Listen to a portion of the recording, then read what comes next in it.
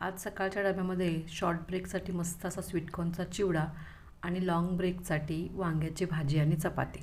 शक्यतो वांग्याची भाजी बनवताना डब्यामध्ये जेव्हा द्यायची असेल तर तेव्हा भरलेलं वांगं किंवा दाणं वांगं असा ऑप्शन असतोच, पण त्याच्याबरोबर वांग्यांचे छोटे छोटे काप करून दिले तर ते मुलांना खायला सोपं जातं.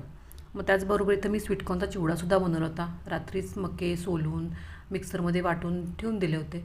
त्यानंतर सकाळी मग मस्त तेलामध्ये जिरे, मोहरी, कांदा छान परतून घेतला. त्याच्यामध्ये हळद, हिंग, तिखट, मीठ आणि थोडीशी कोथिंबीर परतून घेतल्यानंतर मग मक्याचा हा बारीक करून घेतलेला चव घातला. तो छान बारीक गॅसवर परतून घेतला.